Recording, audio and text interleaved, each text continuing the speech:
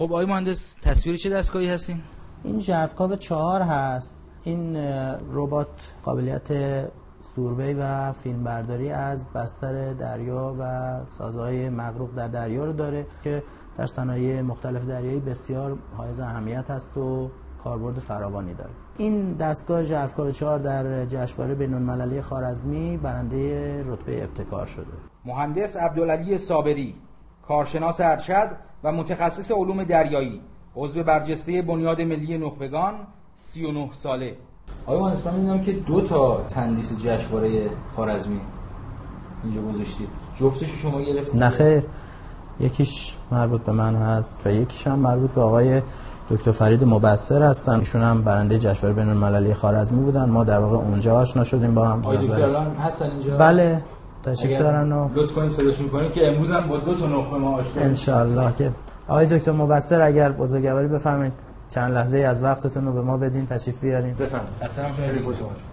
دکتر من در رشته برق هست، گرایش رباتیک و کنترل که توی کشور کانادا انجام شد. بعد بلافاصله بعد از اتمام دکترا برگشتم من ایران. چون برگشتین ایران؟ انسان هیچ وقت که نمیتونه ریشه خودش رو فراموش بکنه.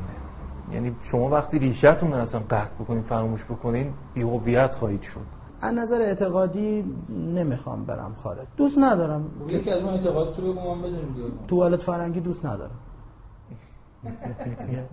این خیلی آسونشه گفتم. چیزای دیگه هم هست که دیگه حالا. نخبه از نظر شما یعنی چه کسی؟ تلاش برای رسیدن به هدف مهمتر از هدفه و کسانی که تلاشی مشابه آقای صابری دارن و پای مردی دارن همه نخبه هست. من از طفولیت خیلی به غواصی و جهان زیرآب علاقه‌مند بودم. اون موقعی که به وسایل غواصی رو تنهایی ساختم، خب همه میگفتن نمیشه که میمیری، خفه میشی، اگه مردی چی؟ گفتم ببین یا من میمیرم یا این کار جواب میده. من برای دریا همه چیزمو دادم. دریام یه کادو به من داد. این مروارید بالاخره یه چیزی بوده، محبت خدا بوده. اسمش چشم دریا. چشم دریا. به دلیل برای این اولین بار در جهان هم کشف. بله. بعد از این برای تز فوق لیسانس هم یه زیردریایی 1 نفره تحقیقاتی ساختم. چه سالی اینو ساختی؟ سال 75. منتقلش کردم به جزیره قشم و اونجا دور جزیره‌های مختلفی رو من با این سرچ و جستجو کردم. من فکرم این بود که اگر یه ربات جای انسان بتونه بره زیر آب و همین کاری که قرار است ما با مخاطره انجام بدیم، اون